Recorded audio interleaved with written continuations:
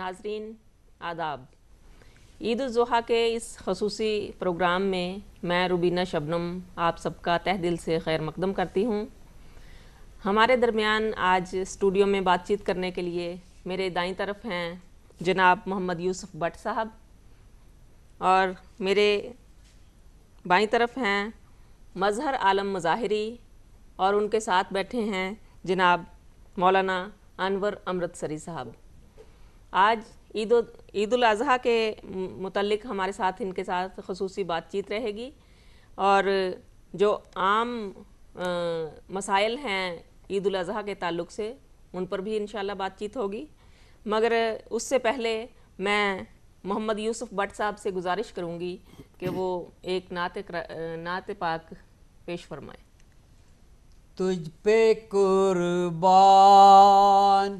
मेरी जान रसूले अरबी, क्या ही ऊंची है तेरी शान रसूले अरबी।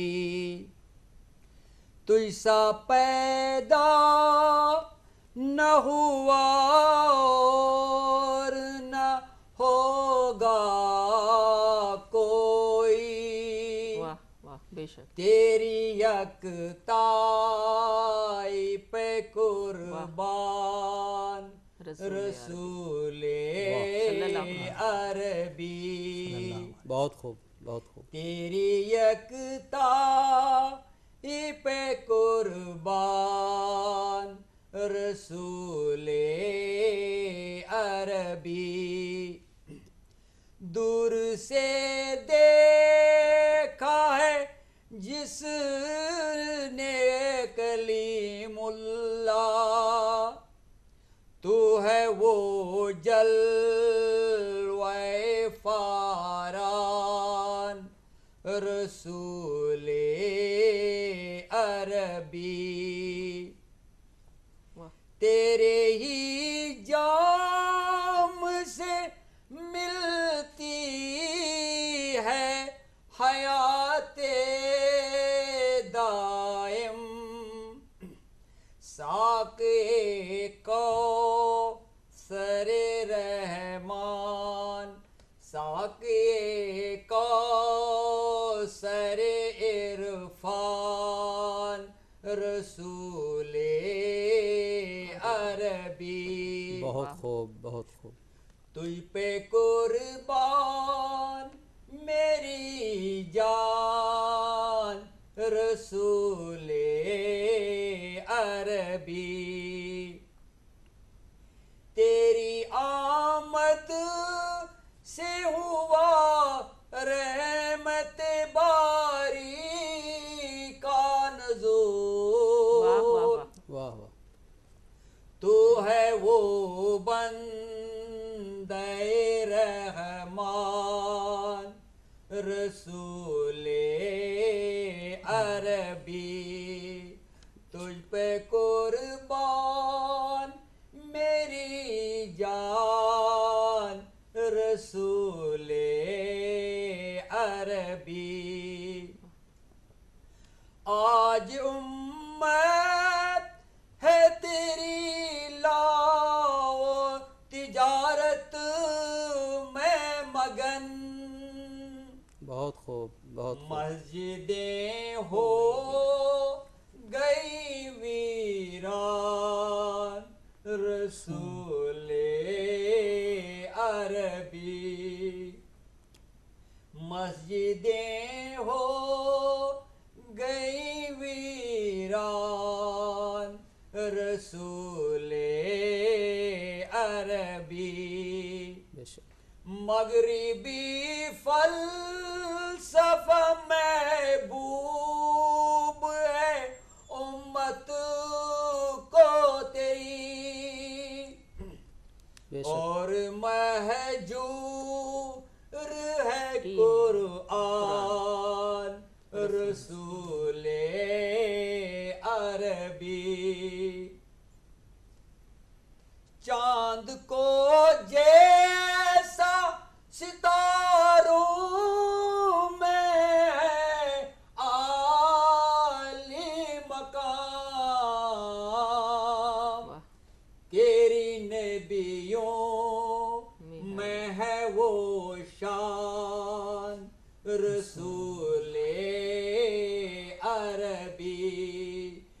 तेरी नबियों में है वो शान रसूले अरबी हौज़े कौसर की तरफ सल्ले अला पढ़ते चलें थाम के हाथ में दामान रसूले बहुत खूब, अरबी बहुत खूब, बहुत खूब। तुझ पे कुर्बान मेरी जान रसूले अरबी अपनी उम्मत को भी कमली में छुपा लो आका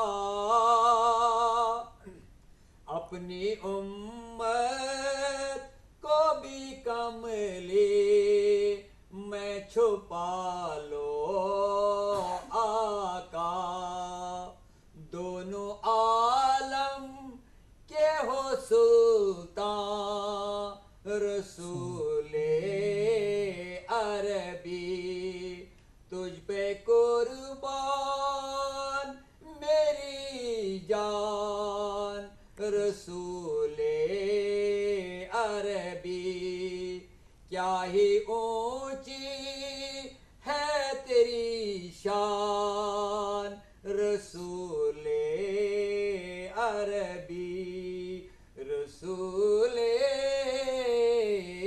अरबी बहुत खूब, माशाल्लाह माशाल्लाह, बहुत खूब। क्या ही ऊंची है तेरी शान रसूल अरबी, तुझ पे कुर्बान मेरी जान रसूल अरबी। बहुत खूब मोहम्मद यूसुफ भट्ट साहब, माशाल्लाह बहुत अच्छी नज़्म पेश फरमाई आपने। तो इसके साथ ही मैं बातचीत का आगाज़ कर रही हूँ जनाब अनवर अमृतसरी साहब और मजहर आलम साहब से। हमारी बातचीत में कुछ ईद उल अज़हा के ताल्लुक़ से ख़ास मसाइल भी शामिल रहेंगे और कुछ अमूमी बातचीत भी होगी। सबसे पहले मेरा सवाल है जनाब अनवर अमृतसरी साहब से कि ईद उल अज़हा या ईद उल ज़ुहा के मानी क्या हैं? जी देखिए, बहुत अच्छा सवाल है। चूँकि किसी भी चीज़ को अगर हम सेलिब्रेट करते हैं, उसको मनाते हैं या उसकी खुशी में शिरकत करते हैं, तो उसके मीनिंग और मतलब का पता होना इंतहाई ज़रूरी है। उससे उसकी खुशी दोबाला हो जाती है। बिल्कुल सही फरमाया आपने। ईद जो है खुशी के माने हैं इसके, और अरबी ज़बान आदा यऊदु ऊदन से लिया गया है, और हर उस चीज़ को कहा जाता है जो इंसान की ज़िंदगी में बारहा लौट कर आए। और चूँकि ये चीज़ ही ऐसी है, चूँकि मसरत और शादमानी की चीज़ है और होनी भी चाहिए कि बार बार ये चीज़ लौट कर आए। और उमूमी इस्तिलाह में जो है इस चीज़ को जश्न के तौर पर, खुशी के तौर पर, एक अजीम त्यौहार के तौर पर इसको मनाते हैं, और इसी के नाम जो है खुशी के हैं। और ज़ुहा? जी हाँ, ज़ुहा जो है अरबी का ज़बान का लफ्ज़ है, जो सूरज के तुलू आफ्ताब की जो शुआएँ होती हैं, जिसे हम किरण कहते हैं, उसके माने में है। और दूसरे जो अगर अरबी माने के ताल्लुक़ से इसके तर्जमे को देखा जाए तो उसके माने क़ुरबानी के हैं। तो ईद उल अज़हा यानी ईद क़ुरबान, क़ुरबानी की ईद, जिसमें अपनी बेहतरीन चीज़, अपनी बहुत ही अजीज़ चीज़ हम खुदा से अहद करते हैं कि हम अपनी हर वो प्यारी चीज़ तेरे रास्ते में क़ुरबान करने के लिए तैयार हैं। ये ईद उल अज़हा के मानी हैं।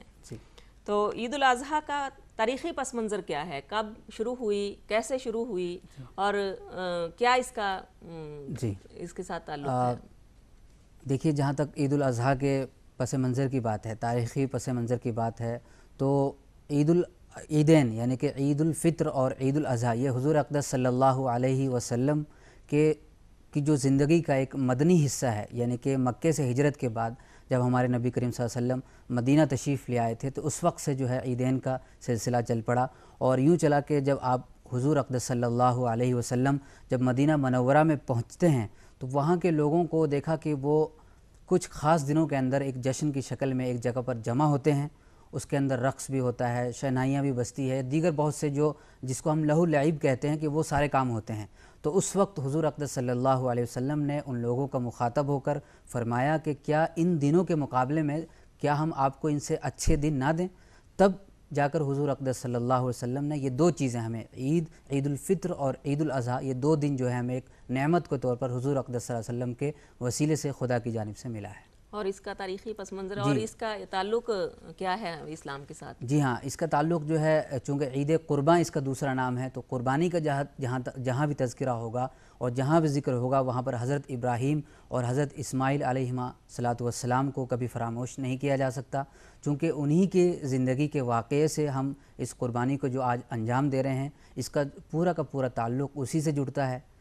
چونکہ حضرت ابراہیم علیہ السلام کو خدا تعالیٰ کی طرف سے ایک خواب کے ذریعے اپنے بیٹے، جس کو بے انتہا وہ محبت اور شفقت کی نگاہ سے دیکھتے تھے، جنہیں تاریخ جو ہے حضرت اسماعیل علیہ السلام کے نام سے یاد کرتی ہے، حضرت ابراہیم علیہ السلام کو جب خواب میں بشارت دی گئی کہ بھی آپ اپنے بیٹی کی قربانی خدا آپ سے چاہتا ہے، تو حضرت ابراہیم علیہ السلام نے بغیر کسی چوں چرا کے خدا کے اس حکم کی تعمیل کے لیے اپنے بیٹے حضرت اسماعیل علیہ السلام سے اس کا ذکر کیا۔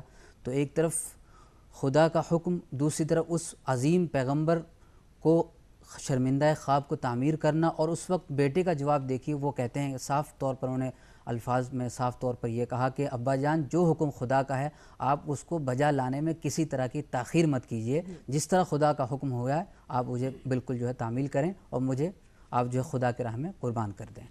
دیکھیے جذبہ ایمانی ایک باپ کا اور ایک بیٹے کا، ایک چھوٹے بچے کا، اس کے بارے میں اقبال نے کہا ہے کہ یہ فیضان نظر تھا یا کہ مکتب کی کرامت تھی، سکھائے کس نے اسماعیل کو آداب فرزندی۔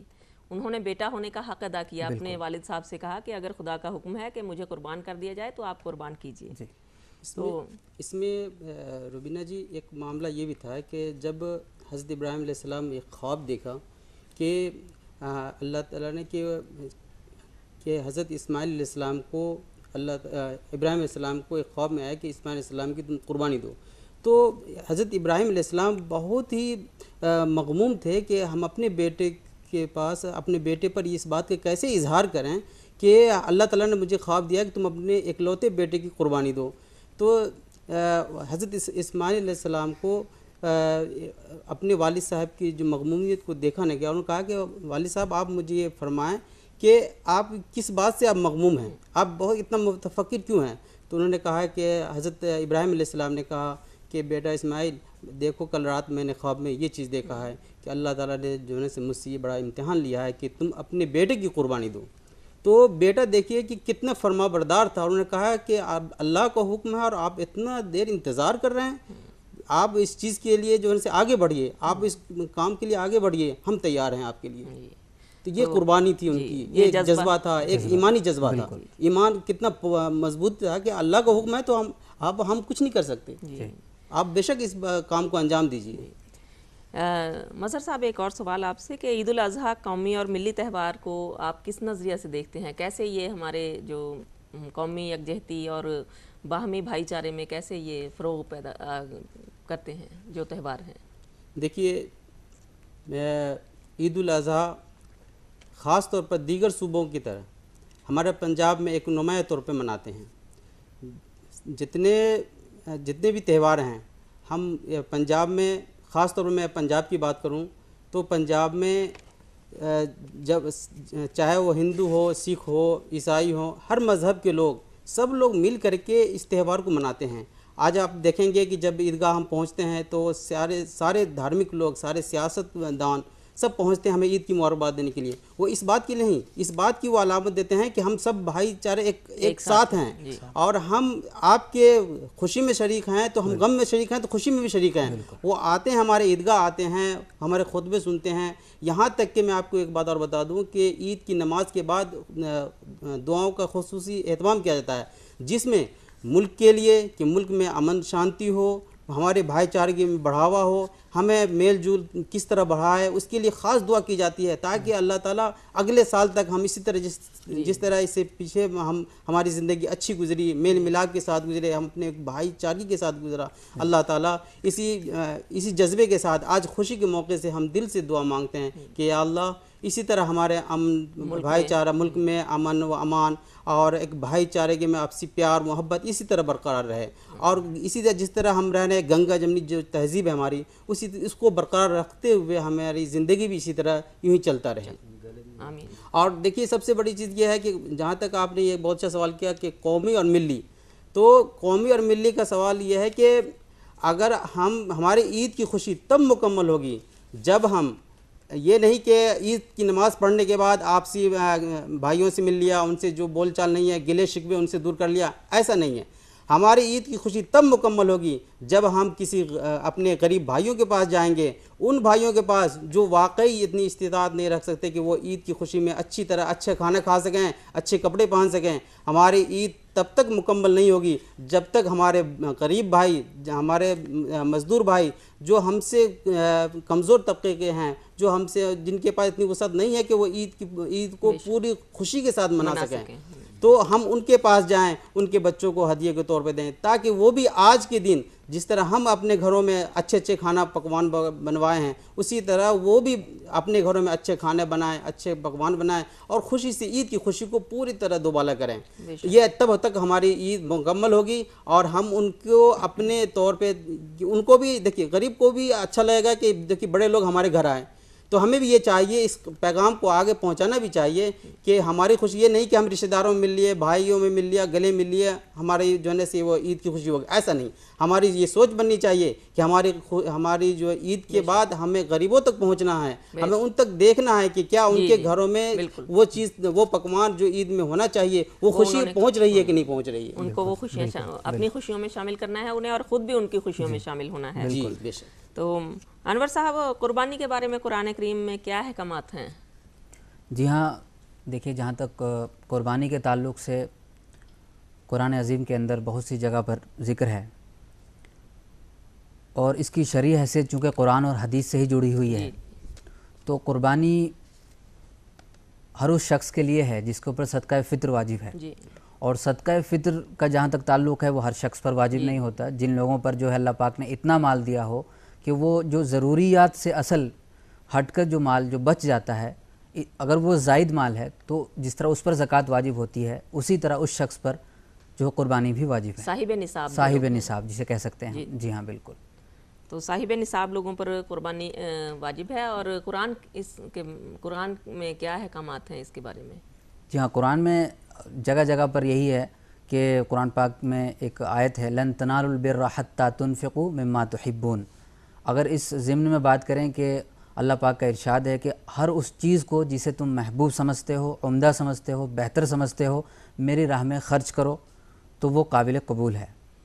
یعنی سب سے عزیز چیز، سب سے پیاری چیز، جی یعنی اگر آپ کو اپنے مال سے زیادہ محبت ہے تو وہ مال خدا کے راستے میں خرچ کرو، جی ہاں بالکل، وہی قربانی ہے۔ دیکھیے قربانی کا یہ بھی ہے نا کہ اللہ تعالیٰ کو قربانی دینے کے، قربانی کا نہ گوشت پہنچتا نہ کچھ، وہ اللہ تعالیٰ یہ دیکھتا ہے کہ اس کے اندر تقویٰ کا جذبہ کیا ہے، تقویٰ کا جذبہ جو ہے نا باہر ہونا چاہیے، ورنہ تو یہ خون بہانا یا قربانی دینا یہ مقصد نہیں۔ ویسے اس کے جذبے، جس طرح اسماعیل علیہ السلام کے گردن پہ چھری چلایا گیا تو اللہ تعالیٰ نے حکم دیا کہ نہیں، اس کی جگہ پہ جو ہے نا ایک دمبا کو حاضر کیا گیا، اور حضرت اسماعیل علیہ السلام کو جو ہے نا وہاں پہ ہٹا کر کے دمبا کو دیا گیا۔ آج وہی سلسلہ جو ہے نا آج تک وہ جاری ہے۔ جی اور انور صاحب، قربانی کی تقسیم کس طرح کی جائے؟ جی ہاں، قربانی کی تقسیم 3 طریقوں سے ہوتی ہے۔ اول تو جو ہے عزیز و اقارب کو دیکھا جاتا ہے، 3 حصے کیے جاتے ہیں۔ جی ہاں، 3 حصے کیے جاتے ہیں اس کو۔ ایک حصہ جی ہاں جس نے قربانی کی ہے اس کا ہوتا ہے، اور ایک حصہ رشتہ داروں کا، دوستوں کا، عزیزوں کا ہوتا ہے، اور تیسرا حصہ غریبوں کا، غرباء، فقراء، مساکین جو بھی ہیں ان کو دیا جاتا ہے۔ تو ان کو دیا جاتا ہے۔ تو ہم لوگ آج کل کیا کرتے ہیں کہ قربانی تو کرتے ہیں مگر اس کی تقسیم یا اس کا جو حقدار تک ہم حق نہیں پہنچاتے۔ کچھ لوگ اٹھا کر اسے اپنے گھر میں سٹور کر لیتے ہیں، فریجوں میں بھر لیتے ہیں۔ اسی بارے میں ایک لطیفہ بھی سنا کہ ایک صاحب نے خواب میں دیکھا 2 مہینے کے بعد عید کے کہ جنت میں تمام بکرے کھیل رہے ہیں، جی مگر انہوں نے ان کا بکرا ایک طرف بیٹھا ہوا ہے، انہوں نے کہا کہ تم کیوں نہیں کھیل رہے؟ تو بکرے نے کہا کہ میرا ایک پایا ابھی تک آپ کے فریج میں رکھا ہے۔ جی جی تو دیکھیے وہ یہ ان لوگوں کے لیے ہے جو لوگ قربانی تو کرتے ہیں جی مگر حریص ہیں، وہ حقدار کا حق ان تک نہیں پہنچا پاتے۔ جی بالکل جی، بہت نصیحت خیز آپ نے ایک لطیفہ بھی بتایا کہ یہی ہے کہ ہمیں یہ چاہیے کہ اس کو 3 حصہ میں سے ایک حصہ اپنے غریبوں کے پہنچائیں، ایک اپنے رشتہ داروں کے پاس پہنچائیں، پڑوسیوں کو دیں، ایک حصہ اپنے بالکل اس چیز کا زیادہ خیال رکھنا چاہیے۔ جی بالکل، بہت زیادہ خیال رکھنا چاہیے، کیونکہ عید ہے ہی اس وجہ سے، جیسے آپ نے ابھی بتایا کہ ہم غریبوں کو اپنی خوشیوں میں شامل کریں اور ہم ان کی خوشیوں میں شامل ہوں۔ اس کی جو دین کا پیغام ہے وہ ہے ہی یہی۔ تو مولانا صاحب، عید الاضحیٰ کی 2 گانا رکھتوں سے پہلے ہم کن چیزوں کا خیال رکھنا چاہیے؟ جی ہاں، چونکہ کیا کرنا چاہیے عید کے چونکہ اگر کوئی بھی خاص پروگرام ہو، کام ہو، اس کی اہمیت کی پیش نظر جو ہے بہت ساری چیزوں کا تیاریاں کی جاتی ہیں، خیال رکھتے ہیں۔ تو اسی طرح عید الاضحیٰ کا چونکہ سال میں ایک مرتبہ 2 گانا ہمیں ادا کرنی ہوتی ہیں، تو ظاہر ہے اس کے لیے بھی بہت عمدہ خیال رکھا جائے گا۔ تو اس کے لیے جو ہے جس طرح کہ حضور کے ہمارے نبی کی سنت ہے کہ اچھے کپڑوں کا استعمال کرنا، خوشبو لگانا، بہترین کپڑے پہننا، مسواک کا استعمال کرنا، فجر کی نماز جماعت کے ساتھ ادا کرنا، اور ایک راستے سے جانا عید کی نماز کے لیے اور دوسرے راستے سے واپس آنا، اور ساتھ میں جو ہے تکبیر تشریق پڑھتے ہوئے جانا، اس طرح کی بہت ساری چیزیں ہیں۔ یہ تمام چیزوں کا اہتمام کرنا عید کے دن ضروری ہے۔ جی، اسی میں ایک کہا بھی گیا ہے کہ آج بھی ہو جو ابراہیم سا ایما پیدا، آگ کر سکتی ہے انداز گلستاں پیدا۔ جی، کہ حضرت ابراہیم جو بہت بڑے پیغمبر ہوئے ہیں، تو ان کو نہ صرف مسلمان مانتے ہیں بلکہ یہودی بھی ان کو مانتے ہیں، اور ان کا جو ایمان کی پختگی ہے وہ اس شعر سے ظاہر ہے، جیسا کہ آپ نے جو اس شعر میں بیان کیا ہے۔ تو آپ کیا فرما رہے تھے؟ آج بھی ہو جو ابراہیم سا ایما پیدا، آگ کر سکتی ہے انداز گلستاں پیدا۔ اس میں ایک جو مین چیز یہ تھا کہ جب حضرت ابراہیم علیہ السلام یہ کہتے تھے کہ خدا ایک ہے، تم کسی کو مطلب نوانوں کو اللہ پر بھروسہ رکھو، وہی ایک ایسی ذات ہے جو سبوں کا رکھوالا ہے۔ لیکن نمرود ہے اس چیز سے انکار کرتا تھا۔ ایک مرتبہ کا واقعہ ہے کہ جب اس نے باضابطے طور پہ پورے آگ کے بھٹی پورا جمایا، لکڑی ڈالا، اس میں ابراہیم علیہ السلام کو ڈال دیا، لیکن خدائی حکم تھا کہ آگ نے ابراہیم علیہ السلام کے ایک بھی بال بانکا نہیں کیا، ابراہیم علیہ السلام کو خروج تک نہ ہے، یہاں تک کہ آگ ایک گلزار بنا دیا ان کو۔ کہتے یہ بھی کہا گیا ہے کہ حضرت ابراہیم علیہ السلام اس آگ میں پورا آگ کا جو ہے لو اوپر تک پہنچ رہا تھا، اور ابراہیم علیہ السلام ایسے پکڑتے تھے اور وہ سیب بن رہا تھا، وہ سیب کھا رہے تھے۔ مطلب ہے کہ اسی لیے کہا گیا کہ علامہ اقبال نے یہ کہا تھا کہ وہ ان کے ایمان کی پختگی ایسی تھی کہ آج بھی اگر ویسا ایمان کی کسی کی پختگی ہو تو آج بھی وہ آگ گلزار ہو سکتی ہے، بن سکتی ہے۔ تو وجہ یہ ہے کہ آج جو ہم دیکھ رہے ہیں جو مادہ پرستی ہے، اس کی وجہ سے ایمان کمزور ہو رہے ہیں، ایمان کی کمزوری کی وجہ سے یہ سب ہو رہا ہے۔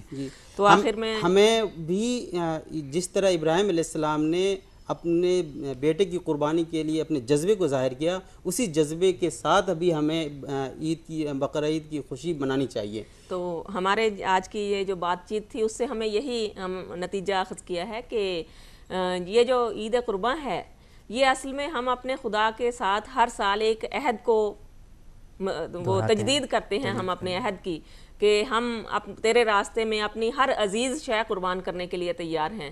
یہ جو جانور کی قربانی ہے یہ تو ایک علامت ہے، علامت ہے، ورنہ ہم ہر اپنا مال، اپنی جان، اپنی اولاد، اپنا سب کچھ ہم اس خدا کے راستے میں قربان کرنے کے لیے تیار ہیں۔ یہ عید قربان اسی عہد کی تجدید ہے۔ جی بالکل۔ تو بہت بہت شکریہ، آپ ہمارے اسٹوڈیو میں تشریف لائے، جناب یوسف بٹ صاحب اور مظہر عالم مظاہری صاحب، مولانا انور امرتسری صاحب۔ ہمیں امید ہے کہ آپ کو پروگرام پسند آیا ہوگا۔ شکریہ۔